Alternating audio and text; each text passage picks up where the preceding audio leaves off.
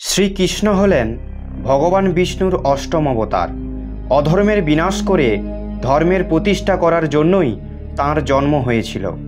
যখন পৃথিবীতে কংস এবং অন্যান্য পাপীদের অত্যাচার অত্যাধিক বেড়ে গিয়েছিল, তখন শ্রীকৃষ্ণ অবতার নিয়ে সমস্ত পাপীদের বধ করেছিলেন।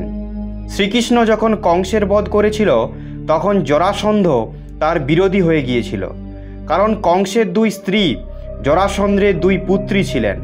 কংসবধের পর তার দুই স্ত্রী, যাদের নাম অস্তি ও প্রাপ্তি, তারা তাদের পিতা জরাসন্ধের কাছে চলে গেলেন।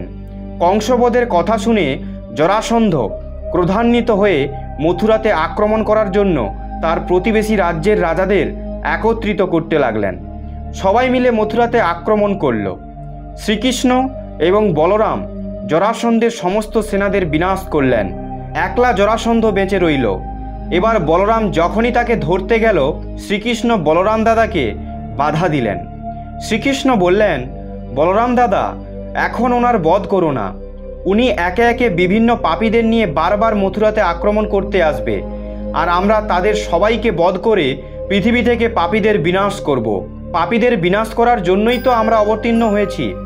এই কথা শুনে বলরাম দাদা জরাসন্ধকে ছেড়ে দিলেন। এরকমই জরাসন্ধ মথুরার ওপর 17 বার আক্রমণ করল, কিন্তু মথুরার ওপর শ্রীকৃষ্ণের আশীর্বাদ ছিল, তাই বারবার জরাসন্ধকে পরাজয় নিয়ে ফিরে যেতে হয়েছিল। জরাসন্ধ 18 নম্বর বার মথুরাতে আক্রমণ করার ভাবনা চিন্তা করছিল।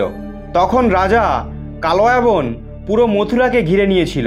কালয়াবন ভগবান শিবের থেকে বরদান পেয়েছিলেন যে তাকে কোনোদিন যদুবংশী ও চন্দ্রবংশী হত্যা করতে পারবে না। না কোনো অস্ত্র দিয়ে তার মৃত্যু হবে, না কোনো শারীরিক বল দিয়ে তাকে পরাজিত করা যাবে। সে নিজেকে সবচেয়ে শক্তিশালী মনে করতে লাগলো। সে নারদ মুনিকে জিজ্ঞাসা করল, আমার মতো শক্তিশালী ব্যক্তির সাথে যুদ্ধ কে করতে পারে? নারদ মুনি তখন শ্রীকৃষ্ণ সম্বন্ধে বলেছিলেন। যখন শ্রীকৃষ্ণ এই সম্বন্ধে জানলেন, তখন তিনি জানতেন যে সে ভগবান মহাদেবের বরের ফলে সুরক্ষিত। তিনি ভাবতে লাগলেন, এর যদি আমার বা দাদার হাতে মৃত্যু না হয়, তাহলে ও আমাদের প্রজাদের মেরে দেবে বা তাদের বন্দি করে তার রাজ্যে নিয়ে যাবে। আর যদি যুদ্ধ শুরু হয়ে যায়, আর একই সময় জরাসন্ধ যদি তাদের সেনা নিয়ে যুদ্ধ শুরু করে দেয়, মথুরার প্রজা জরাসন্ধের বারবার আক্রমণের ফলে ভীত হয়ে পড়েছেন।